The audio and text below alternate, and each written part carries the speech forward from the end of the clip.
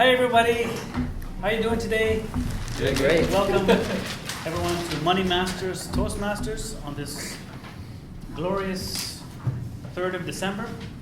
Are you glad to be alive today? No, I'm not. So question set. It's good to be alive. Which day do you pick to be dead? Fair enough. We're here to laugh and have a good time. Please help me welcome our after medicine. Yes.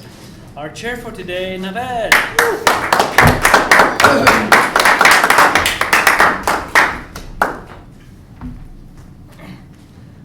A man goes to the library and says, "Can I have some fish and chips?" The librarian says, "Excuse me, sir, this is a library."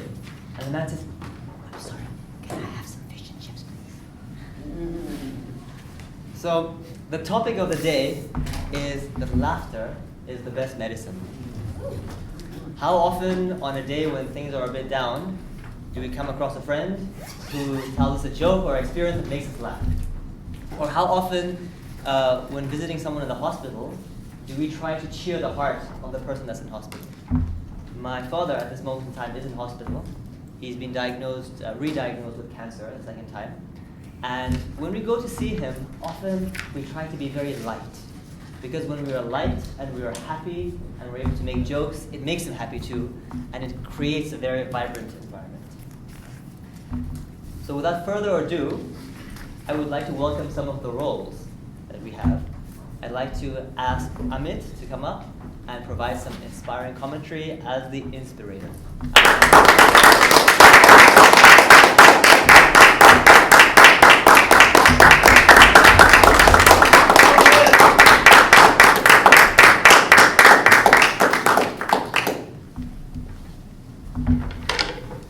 Fellow Toastmasters and esteemed guests, my name is Amit Garg.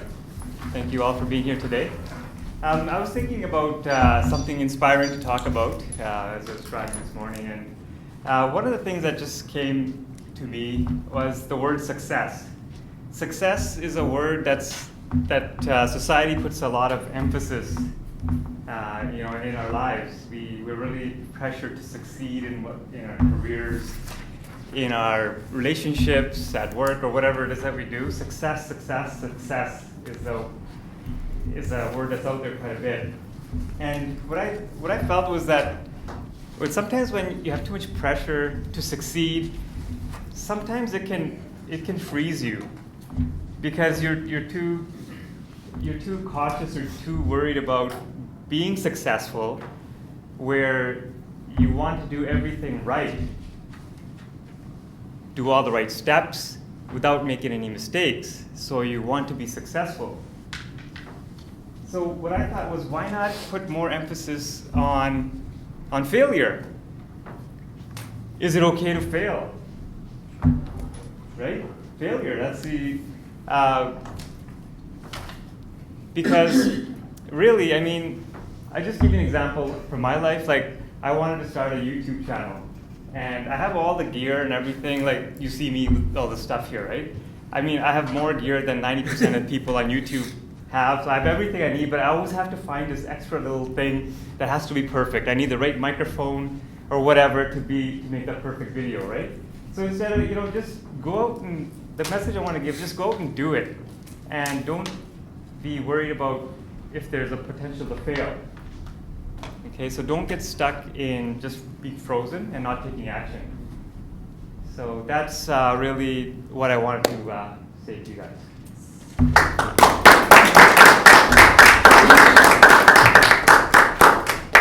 Thank you.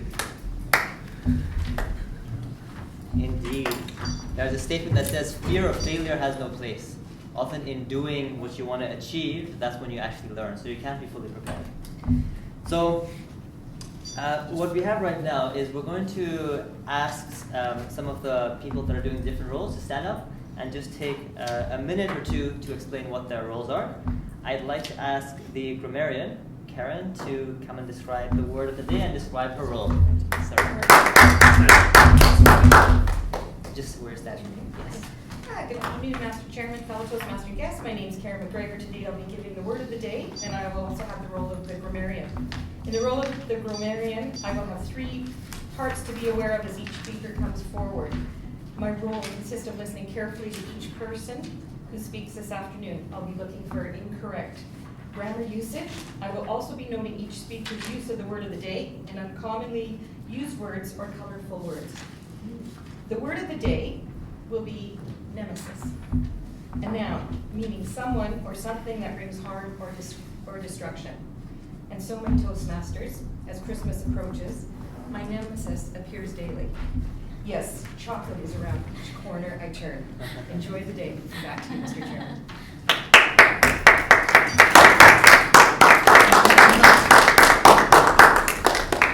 Thank you, Karen. Let's move on to the timer. Do we have a timer for today? Yeah. Yes. Go ahead, please. I'm not going to time myself. Okay, no worries. Okay, so I'll the timer for today, and I will be timing each of your speeches. So there's a limit. Sorry, I didn't say my name. My name is Haripriya. I will. So I'll flash the green, card. Then to give you a first warning. The second warning will be addressed by the amber card, and the red will give you the final warning, and that's when you have to stop. Try to wrap up within 20 or 30 seconds within that, after you cross that. Lovely. Thank you.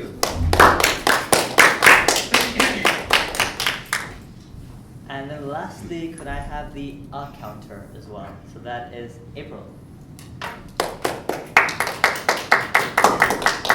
Hello everyone, I am the counter for today. I haven't done this role in a while, so this will be exciting. This role is, I'm supposed to know the words and sound that is used as crutch or filler words like,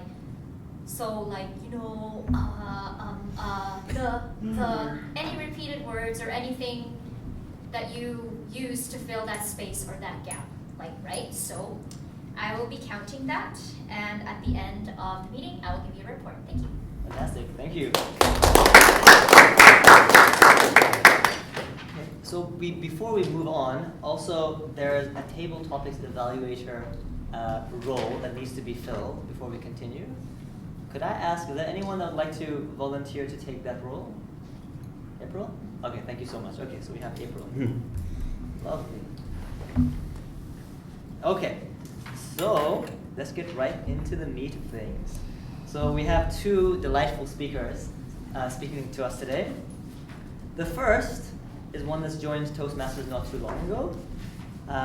She is doing her Competent Communication Manual number 2, Organize Your Speech. And just for the sake of the crowd knowing, the aim of this speech is to have a strong opening and conclusion. The outline can then be followed and understood. A clear message with supporting material and appropriate transitions are basically what she's looking for as she's doing this presentation. Sally Ann has got, though she's joined us recently, she's certainly not shy to be on stage. She also doesn't mince her words. It's always nice to come here and hear something very refreshing and very candid from her. So without further ado, Sally Ann.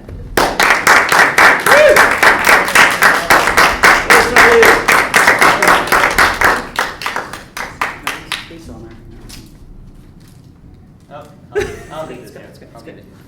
I'm doing mine on camping. So this is my camping hat. Okay. Fit into my nemesis is time. Never have enough time at Christmas to get all those Christmas cards done and everything. Oh, I have all my presents. Okay. I'm going to try to do this by memory, so we'll see. Awesome. Run back here. Run back here. Okay, okay. First off, my first question is, who likes to camp in a tent? Trailers don't count? Okay. No, my speech is going to be on camping as a child versus camping with children. When I was a child, I grew up in a family of 7. So when we went on vacation, we camped. Beginning of the summer, my father would make us put the tent up over and over and over until we did it in 10 minutes or less. I think he really loved spending time with his children and his stopwatch. And then when we were ready to go camping, we would all pile into the car, which was full of all the camping stuff and all the food ready for the weekend. And we would get to the campsite, pile out of the car, put that tent up in 10 minutes or less. And then we would get the water and the wood for the campsite and run off in all directions to have some fun. We'd be swimming in the swimming holes and the ocean or the lake or whatever where we were. And sometimes my parents would join us, but a lot of times they're still at the campsite. I don't have a clue what they were doing at that time. And then we'd come back. My mother was always there with a good meal and some snacks whenever we needed it. And at the end of the day, we would spend our time around the campfire roasting the marshmallows and trying to figure out where the smoke was going and having a fight over who's in the smoke or not. We would also gather around the picnic table late at night from the glow of the lantern and the bugs swarming around us. And we'd play games until there was so many bugs on the table that we couldn't play any more games. We'd go into our tent all covered in bug bites and having such a good time. And then, I forgot now. Okay. So then in the morning we'd get up and always have a nice breakfast my mother made us, and off we'd go to play with our friends again. I'm sure my parents would take us for walks in the woods and stuff. And at the end of the camping trip, after having so much fun as a child, we would take that tent down in 10 minutes or less, pile it into the car, help my parents pack up the car. We would pile up the leftover wood into a little pile. We'd pour the water onto the campfire because you don't want to leave any fire going. And my parents would make us clean up the whole site. We'd get home at the end of the trip, unpack the car, and that was it. That was the end of our camping trip. A couple weeks, we'd do it again. It was so much fun. Well, for a few years when I grew up, I did camp without any children, and it was fun, not kids. And by then, they were old enough to get the wood and get the water and run off and go have fun. And where was I? At the campsite. Yes, doing all the cooking and making sure the site was cleaned and making sure that nothing was being stolen because they're all worried about everything they had in their tents. And they would come back and always had a meal ready. I did make them do dishes, and I did make them get more water and more wood. And at the end of the camping trip, we would, took forever to find them. Oh, they had to also put up the tent and everything. And the tarp, that was always so much fun, putting up the tarp. And at the end of the camping site, my husband and I would walk around the whole campgrounds to figure out where our 5 kids were so they could make them back to the camp. So they would take everything down and help us pack up. And then they would all pile into the car with all our equipment, and we'd drive home. They would just unload the car, and that was the end of their trip.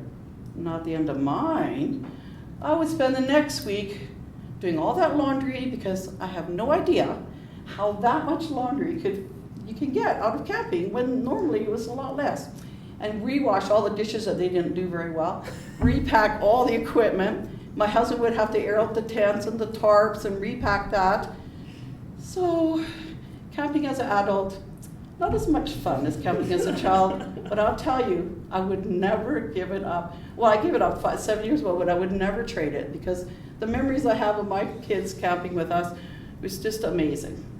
Now, if my husband wants to take me camping again, it better be in a trailer with a toilet and a nice bed, and if I want to, I could step out and enjoy the campfire and get back in at night, and then I would be fine. Because the thing I miss the most about camping is the campfire and the marshmallows. And thank you very much.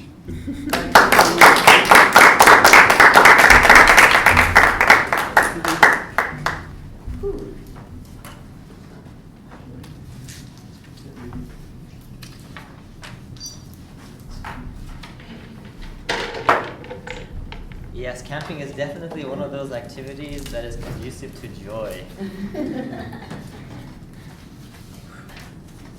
Well, wonderful. Thank you. Thank you for that, Sally-Ann.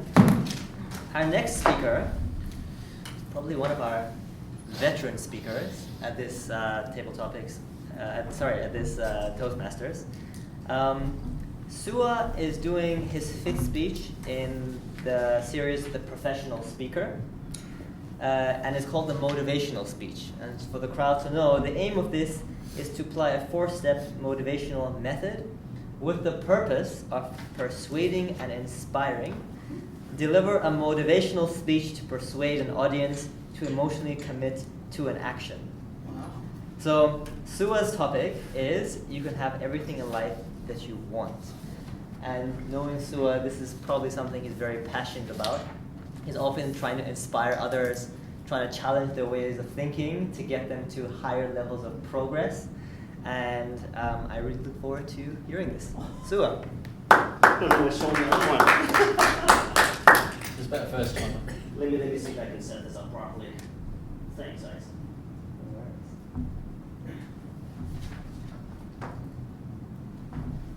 It should not happen to. There you go. Oh, good. Interesting. Thank you, Mr. Chair. Fellow Toastmaster, honored guest. It's Christmas time. How many of you want something? Desire something? Come on, you're allowed to. There's a kid in the table. You gotta have something. You want a better life? You want a better year? You want to improve yourself? He's happy as he is. So anything else Manny doesn't want, I'll take and I'll give somebody else who needs it. There's a key word, need. You say want, which is a desire. Need. Whatever you need, you can have. Whatever you need, you can have. There's a catch.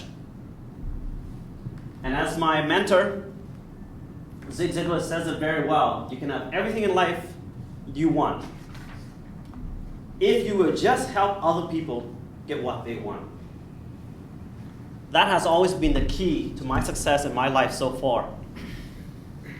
But this is just the base, the foundation you have to start with. So how do you have everything in life that you want? Would you like to know? Yeah. You have to know first where you stand. Do you have any challenges in your life? Because chances are that is part of what is preventing you from getting what you want. Would you agree with that? Otherwise we'd be there, right? So all of us have issues and challenges in our life to prevent us from getting where we want to be, what we need to do to get there so that we can receive. Sometimes people are not very receptive to receive. As growing up, for me it was easy to give, but it was tough to receive from people. Somebody gave me something and I said, it's okay. Not realizing I offended them by saying it's okay. I don't want it, right? The issue is this. When you repeatedly pounded, failure after failure after failure, everything you've tried, you tried something new, you went to a new direction, failure, again. Has anybody encountered repeated failures in the past, other than myself? Okay, so I guess you know what I'm talking about.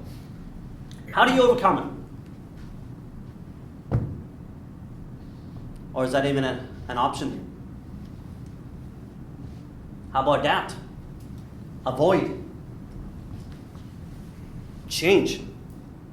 There's a quote, I don't recall the words exactly, but they said that once you realize that you can't make anything new, everything is the same, all the results you get from your action has been the same, what is left? Change yourself. Anybody ever heard about the crab in the bowling pot analogy? Yeah. If you took a bowling pot, you throw the crab in there, it would do the hell jump the heck right out right away. Wouldn't it? Yeah. You'd be like really gone, go berserk on you, right? It would claw and hack and then slay you if it can. But when you put the crab in the pot and turn up the heat slowly, it gets used to it. It adapts. It adapts. So you get used to failure. That's not where you want to be. So what I point out is that don't beat the crab in the pot, because eventually you get burnt to a crisp. Because life is all about a test, would you agree? It will keep testing you. It will bring you the same test over and over again until you learn. Right? When you learn, you pass the test, you move on. You get what you want. However, we all have this. I call it SOS. Yeah. The test is the same over and over. We know what we need to do. We know what we have to overcome.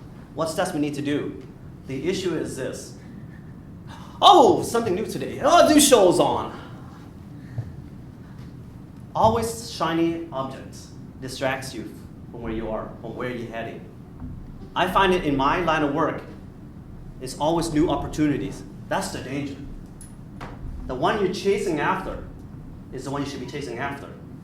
But always new opportunities present itself. Oh, maybe this way will work better. Oh, maybe this way will work better.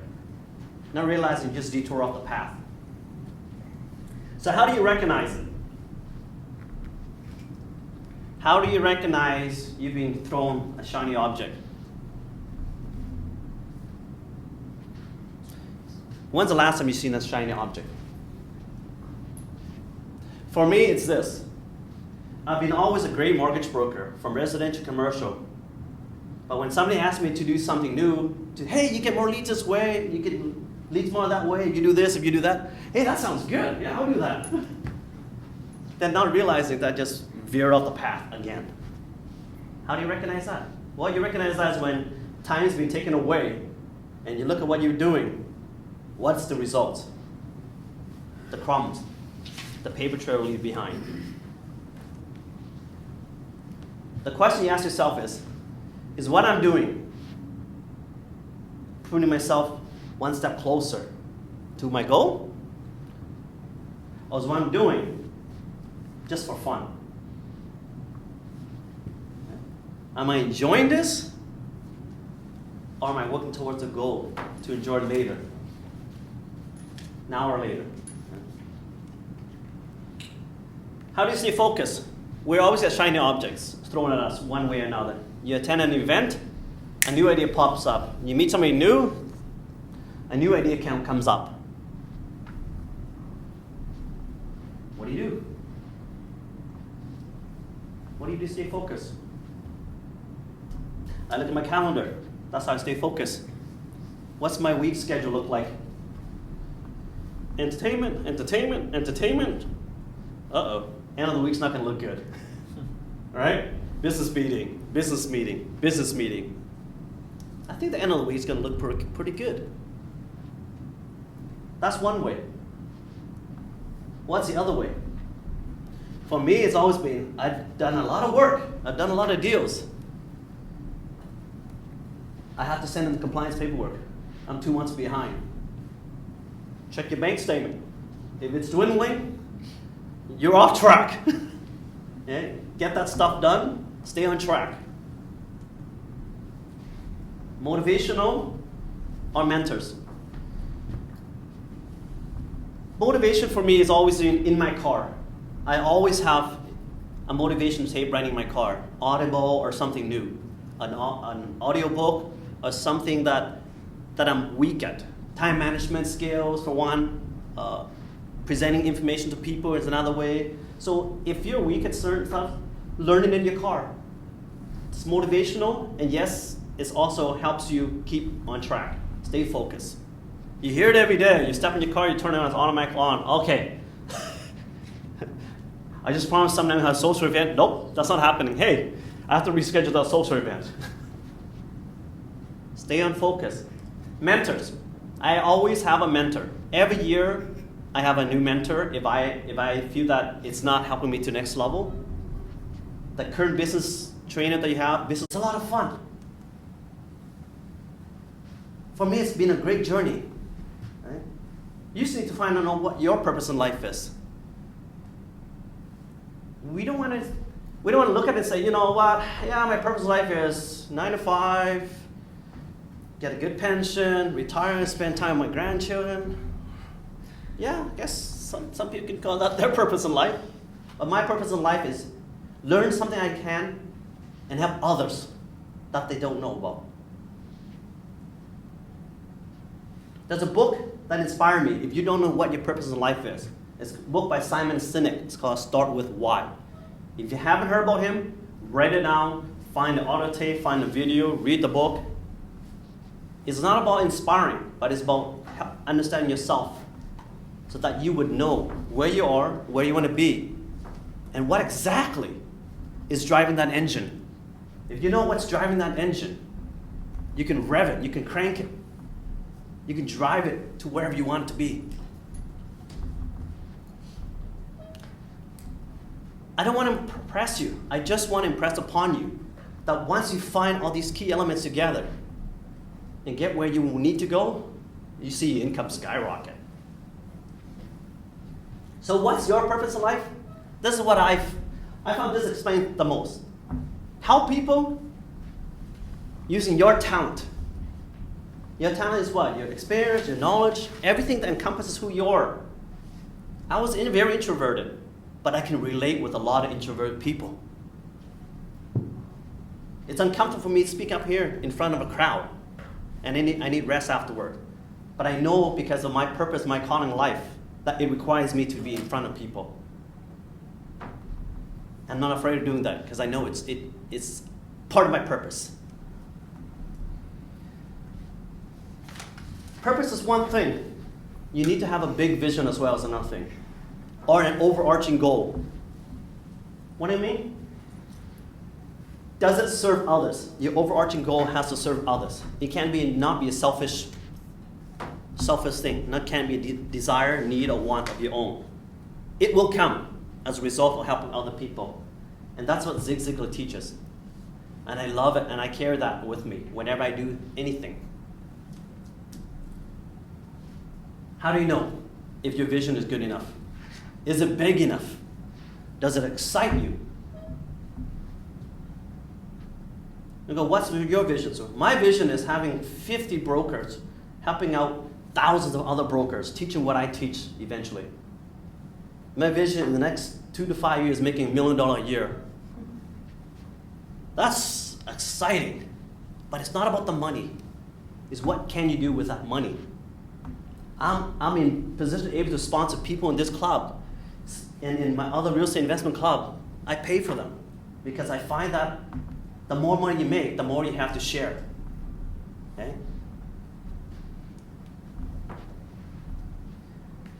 Is it affect you, small group, or many people? For me, there are literally thousands of mortgage brokers across Canada who doesn't know about commercial financing. They say they're the best advisor to people when it comes to financing, but they always send the clients back to the bank when it comes to commercial because they don't understand it. So that's my goal, is to teach all the brokers across Canada to completely understand everything so they can become the expert of what they do. For me, it's about climbing a mountain together. Think big enough to carry many people with you. Up the hill, struggles. All of this, you and I, you hold the key. Everything God gives you. I'm not religious 100%, but I do believe there's an ultimate being out there. Maybe you believe in the universe. The universe has plans for you. You are the key. You were created on this life, on this planet for a purpose.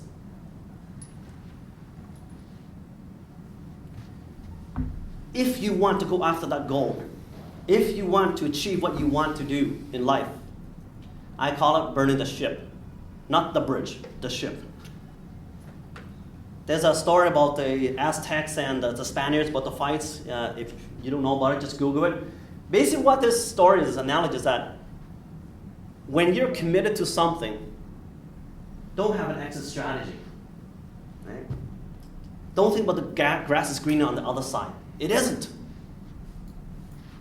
You have to cut everything off. The only way to do that is burn the ship. Just say, I'm setting myself this time frame to get to where I need to get to.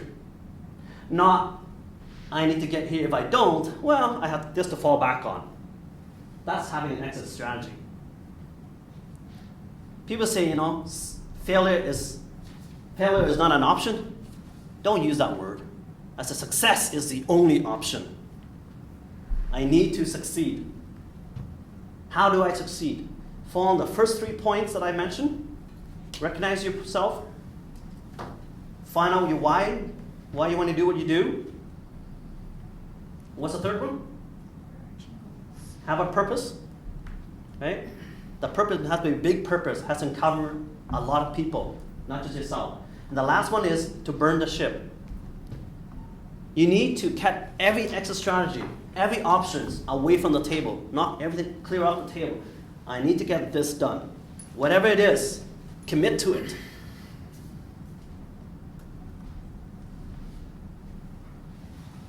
You can ask for fair compensation. And that's all I do. I do what I do to help others, to create a better lifestyle for them, to create a better future for them. And I commit to it fully, meaning this is the rest of my life I'll be doing this. Not because, when I feel like something else is better, when, oh, sure, hey, you got an opportunity for humanity, yeah, I'm interested. None of that. Fully committed, and you can ask for all the money. I'm living it, right? I want to impress upon you that I'm today, if I had stayed with CIBC, I'll be making as much as a branch manager. But fortunately, I took a leap of faith and knew where my calling was. Now I make about 3 to 4 times what a branch manager makes, affecting more people than a branch manager can ever affect, in a good way. That's all. Failure is not on the table. Success is the only option, and the money is there for you as much as you want. Just follow the 4 steps that I did to take me from where I used to be to where I am today. Back to you, Mitch. Honestly, this is something that I've noticed every week when you come here. Like, I don't know if you've ever experienced a week leaving where you haven't felt joy or you haven't felt that you've learned something from something that somebody said. And I think, Sua, some of your points really resonated. Thinking big, going to a point where you're not returning. Actually, I looked it up when you mentioned it. Basically, there was a Spanish conqueror. His name was Hernan Cortes. And basically, he was a Spanish commander. And when he went to conquer Mexico, he ordered that all of his ships be burnt so that the people, his warriors, knew that there's no point that they can return. They have to conquer or die. So, I guess that relates to the idea that if you'll always be vacillating if you know you can take a step back into your comfort zone. Thank you so much for that. I would like to ask the first evaluator to come and evaluate Sally Ann's speech. Can I introduce Nima?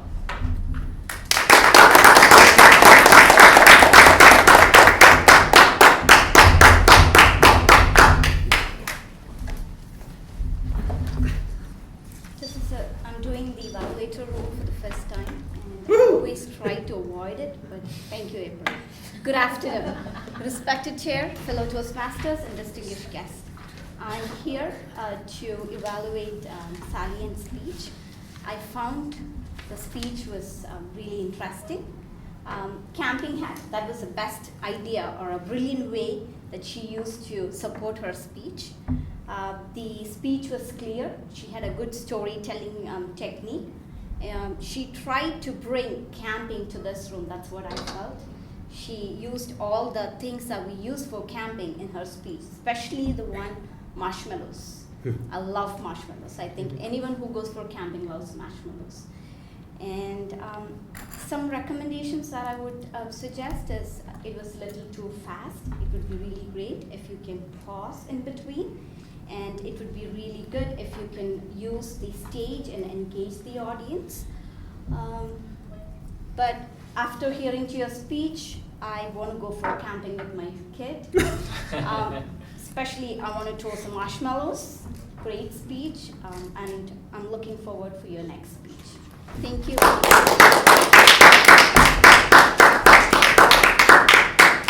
Thank you, Nima. Next, we'll have the second evaluator that will evaluate Sua's speech. Can I welcome on stage Kareem?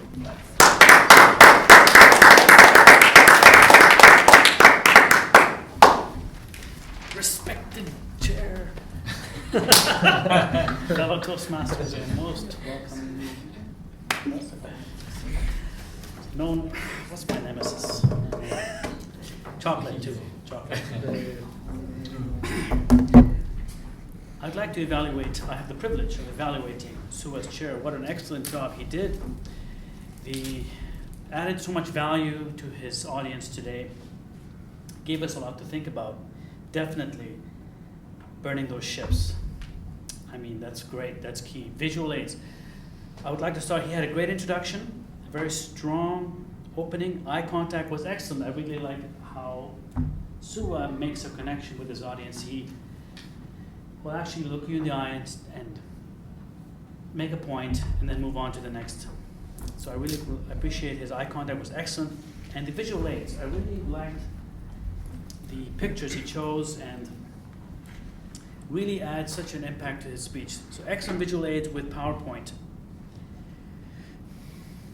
The crab analogy, yes, I've heard the frog too. There's crabs and frogs. Those poor crabs and frogs.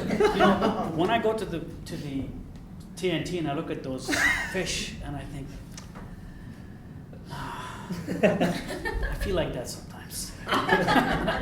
You know, I'm trying to climb out, right? And then that's a speech title. You know, I'm trying to climb out, and the crab is pulling me down. It's like, no, right, Sua?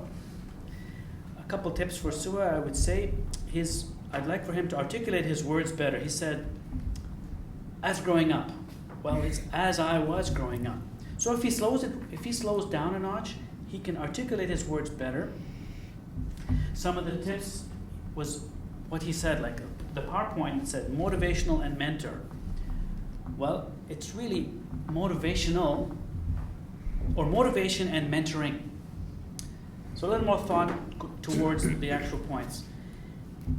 So my tip for him to be articulate his words. Slow down, articulate your words, because they somehow blend together sometimes, and he throws it together as if we're supposed to really get it, but slow it down, articulate his words.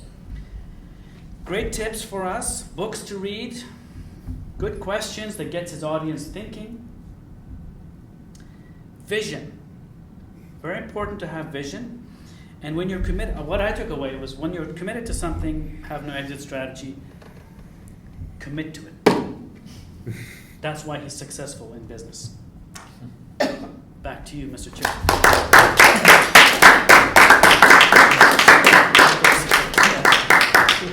Wow, a motivational speech as an evaluation. Thank you. Okay, alrighty, so we are running 14 minutes left, so we're going to go through this quickly. I will not take much time to introduce our table topics master, Mandy.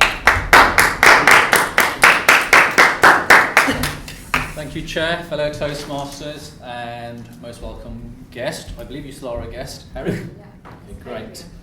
So tonight's theme is laughter is the best medicine.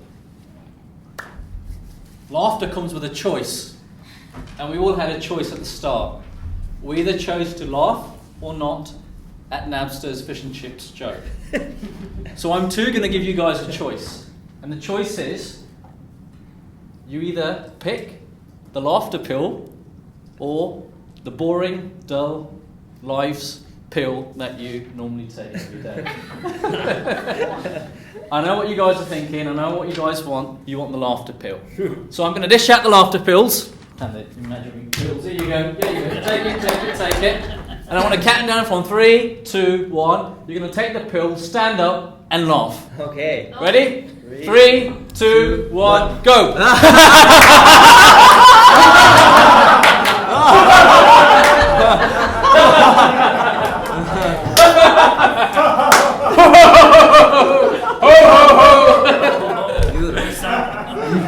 You see how you feel? You feel energetic. Your muscles are moving. Yeah? Fresh air is coming in. Tension is being released from your body. Those negative thoughts are being dispelled from the mind. But the best thing is, it's absolutely free. You don't need to pay these mentors, these people, these expensive things. You just laugh, and laugh your way to your goals. I've actually burnt my ships. I've got 3 questions, and I'm going to succeed in asking 3 questions, even if we overrun. No worries. Success. So going to my first question. It's an open question, so if any of the existing members want to stand up and answer it. I usually use laughter as on a daily basis to reduce tension and stress in my life. When was the last time you used laughter, a funny joke, story, whatever it is, to uplift someone else's mood? Anybody? It's just an open question for anybody to come up. Giving you a choice. Kareem, okay, let's go.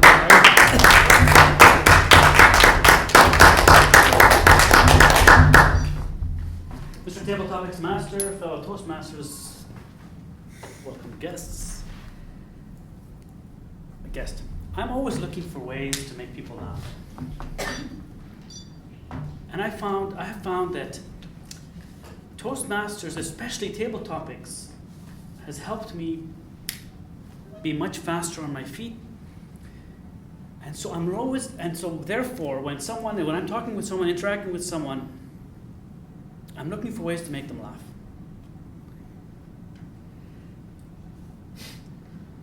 Struggling now. Are you with me? See? You're laughing.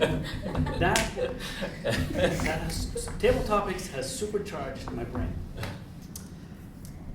So I want to encourage you all today and this holiday season. People are they're stressed, they're busy, look for ways to make people laugh. I'll tell you one thing I did recently. I was in Walmart, and a lady came in who could hardly walk. She was on crutches, and she went to, she had obviously, she was in rough shape, but she was hardly moving, and I noticed her. She went to the customer service, and they're like, and I asked her, what do you need? I was just lined up with everyone else, but I said, what do you need? She said, I want to buy a gift card. She talked to the lady. The staff did not get it, that this lady needs extra help. I don't work there, but I saw that this lady, so a manager comes along and said, excuse me, this lady needs to buy a gift card, and I don't think she should wait with everyone else, because they were standing here to the lineup. She picked up on it, took her to the separate counter, got her the gift card, and she walked away smiling and said, thank you. Went on her way. I thought, hello, you work here. Shouldn't you see that this lady needs special attention? So I made that lady's day, and back to you.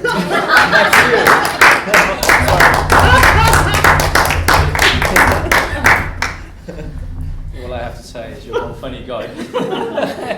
All right, quickly moving on to my next question. This is for our guest, Harry. So Harry Priya, sorry. If Simone, if you wouldn't mind just doing the timekeeping. Laughter begins with oneself. The ability to laugh at yourself, I say, is an impeccable trait. Can you share a funny story, memory from your life with us?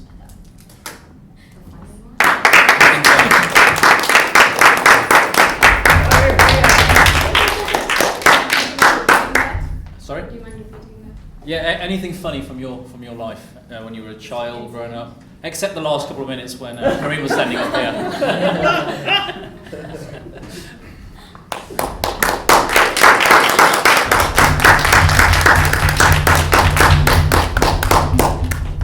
Thank you.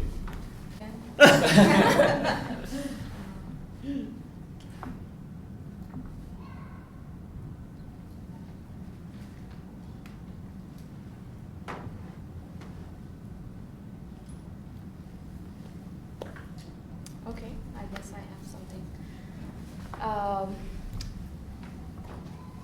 This is about how my husband, first of all, I want to introduce myself. My name is Hari Priya and I'm the guest speaker. There's a story about my husband and I, how we met.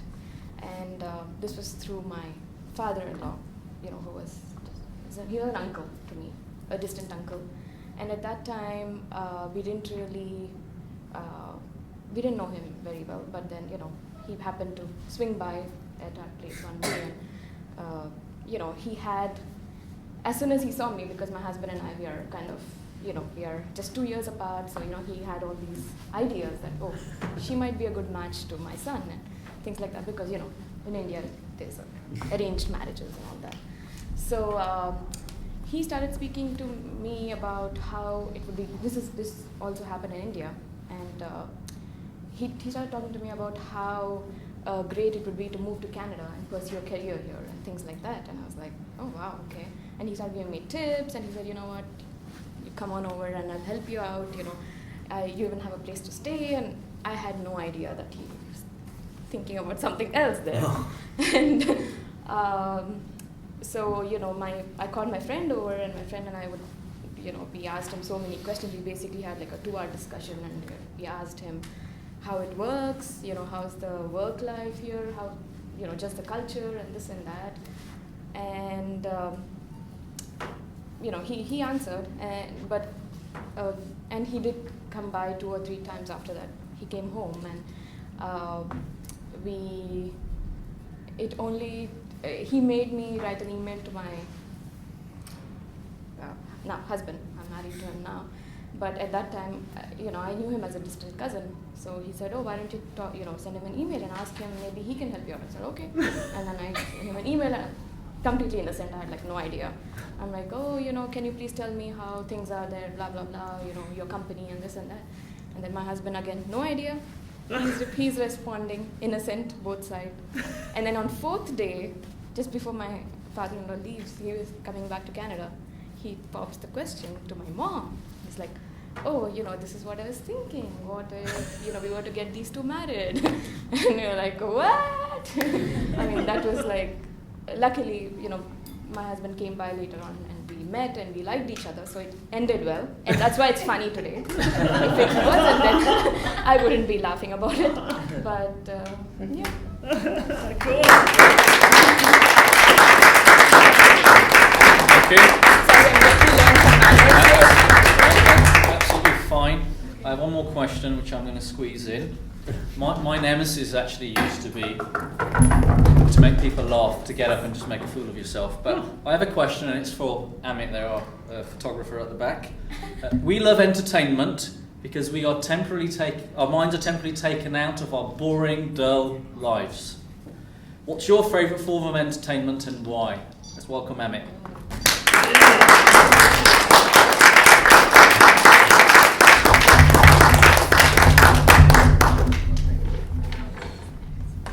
So it's a great question. I love entertainment just as much as everybody else. I like to be entertained.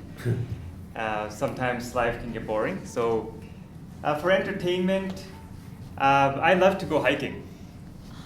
I love nature, and it's one of those things I'll just get up in the morning and I'll check the weather. I don't look at the weather forecast. I look out the window. If it looks nice, my gear's already kind of pretty much ready to go, and I will just simply disappear. And everybody's still sleeping in the house, and I'm so happy because I'm listening to my music and I'm driving down the highway. And there's a big, huge mountain in front of me, and I'm like, wow.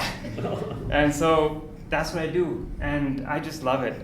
I'll just hike by myself. I'm introverted by nature, so I don't mind being alone. And you can do whatever you want. Nobody tells you what to do. I have my photographic equipment with me, usually. So I'll even bring a tripod and things like that to frame the shots in a very specific way. So I go to great lengths to bring the gear to satisfy my photographic passion. And now that I'm getting into video as well, I sometimes carry additional equipment along to capture stuff like that. So, and then I'll get the occasional phone call. Well, I get the phone call. I go, where are you? Nobody knows where I went because they're all sleeping, and I can't be bothered to trying to get everybody together, and it's just the whole day's wasted. So I'm on a mountain. I go, where? Which one? Well, yeah, Mount Baker. Oh, you should tell us where you are. What if you get hurt? I'm just like, well, whatever. Okay, I'm here. I'm okay. So, anyways, that's my entertainment. So if you guys ever need to do any hiking or snowshoeing or anything like crazy stuff, call me because it'll be fun. It'll be fun. Oh yes. Thank you. Very well. And that concludes the table topics session, and over to Navet, our chair. Fantastic. Thank you so much, Maddie. Right. Yeah, just maybe. Amit, maybe you could write a little note. That could also work. You don't have to wake everyone up, but just say, I'm going to this mountain.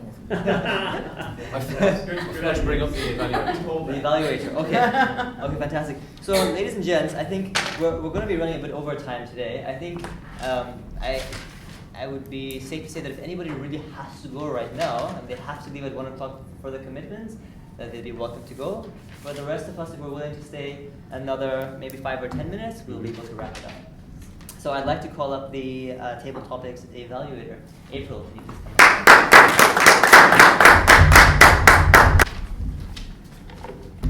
First of all, good afternoon, Toastmasters and our most esteemed guest. Manny, great job on the table topics. I was actually laughing because everyone else was laughing, not because the laughter was funny. Anyway, the speakers today were really, really great. Let's start off with Kareem. Kareem had a very powerful opening, and once you get used to speaking in front of the crowd, you tend to find that there's no filler words anymore. I couldn't find or catch any ums, like, so, you know. So Kareem is a great example of that. Great job. He was always grounded, which is a great thing about Kareem. And a few things about recommendations for him is he tends to do this mouth sound like that. Sometimes you can't hear it, but if you do it very often, it can get pretty, it impede meaning in your speech. But overall, great speech. For Haripriya, great speech also. The pause can actually be an excellent way to start a speech. And what I've been taught before is instead of looking down, try look up and look around you. So then that way people are more interested and they're gonna think, what is she gonna say next? It's a great way. You also had a very great storytelling technique about your life and a comparison of ideas, how it wasn't funny then, but it was funny now because it ended well. If it didn't, it wasn't gonna be funny. Also, one few things for Haripriya is you don't have to apologize. We're actually more humbled that you are up in front of here. It takes a lot of courage to be here, to talk in front of people. It's a big deal. So don't apologize. We are actually very thankful for you. And for Amit, you can see that he's very comfortable now. Okay, so with Kareem, I had good usage and easy flow of the English language. I enjoyed hearing the word vacillate. I had to actually look it up. And for those who don't know, like I didn't, it means wavering. So that was very good, good word to use in there. Good use of the language. Sally Ann, good intro, inviting, nothing really to correct on the English language I found. Sua, good sentence structure, use of questions along with answers. Very easy to understand. Manny, very good strong use of action words, get up, take it, really using English like that. Haripra, the word he, I got a little bit lost with he. If you, perhaps using your father-in-law's name or your husband's name, or even just saying father-in-law, husband, instead of he, I just got lost in the structure there. And April, using the word impede instead of the word good or bad like I do. I found that very good. Thank you. Thank you, Karen. And Harry, can you please have the report on the timer? Haripriya, okay. Okay, hello everybody. So starting with Manabla. Yes. Your introduction or welcome took about 1 minute 7 seconds. Amit, about 1 minute 58 seconds. Karen, 40 seconds. April, describing our counter, 28 seconds. Sally Ann, 7 minutes and 6 seconds. Sua, 18 minutes 43 seconds. Nima, 1 minute 17 seconds. Kareem, 2 minutes 42 seconds. Vanzi on table topics, 2 minutes 5 seconds. Kareem, table topic, 45 seconds. Myself, 43 seconds. Amit, 37 seconds. April, explaining the report on our counter, 41 seconds. Karen, grammarian, 1 minute 8 seconds.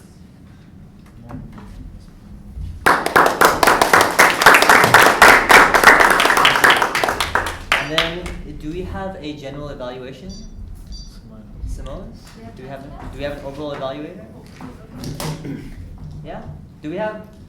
So we're 6 minutes past. Well, actually, the agenda says that we're supposed to end at 1:11. So. Oh, is it? Okay, Yeah. there you go. Please come up, Simone. What? That's it. Turn the back. 111, check. It's not 111 yet though. That's what we mean. That's what we were agreeing to. Oh, I got it. You're stressing us out. Take the lower floors to feel. Just distracted him. Guys. So good afternoon, fellow Toastmasters esteemed guests. I'm Simone, General Evaluator. So I enjoyed today's meeting so much, the chairperson, the speech evaluators, everybody, that I didn't take any notes. So anyhow, no, well-run, people are getting more comfortable in this group is what I'm seeing. And you know, the format helps things flow so much. Everybody has their strengths, everybody's making an effort, and I see that as a huge positive. People are caring about Toastmasters. So from the chairperson, stepping up, that was really powerful in the bit. I think you have really good bridging skills, really good linking skills. You have the big view as well as the small view, and really good command of English language. The speech evaluators. I'm always amazed by how closely people listen to the speeches. April's an awesome listener. The table topics, Manny has great ideas and very good clarity, action phrasing and action words. The awe counter, again, careful listening, so thank you very much for that. Our timer rose to the challenge. Being new and a guest, that's just amazing. Paying attention to everybody and doing a good job of helping people be within their parameters of their time. And our grammarian. So I enjoyed the meeting, and thanks very much for everybody for their participation. That's it. Thanks very much. Okay, good, fantastic. So going up to club business, executive updates or announcements. Oh, yeah. We won't have a meeting on the 24th and the 30th. That's like 2 weeks. So you know, yeah. Okay. That's part of the reason why, you know. 31st? 24th and the 30th. We're thinking 31st, Jimmy. That would be the 31st. 31st, whatever. Yeah. Not New Year's Eve. We were talking about having one of our meetings. Yeah, the last one is, I believe, the 17th. 17th? I think the last one is the 17th. I We believe. can have a Christmas. Yeah. So we can have a social one. Social. It'd be all table topics that I Yeah, table That's topics okay. and Ooh, that'd be snacks. all everybody gets random topics to pick. Just have fun, get some finger food here and drinks. Rice balls, April? Here? Yeah. No liquor allowed, man. Oh man, he's got his smiling liquor. Don't bring my medicine. Drinks. I'll have it for Let's bring Good it up. afternoon, everyone, and welcome to City Center Library. During the Festival of Trees, we You're are not allowed to bring drinks. local school choirs.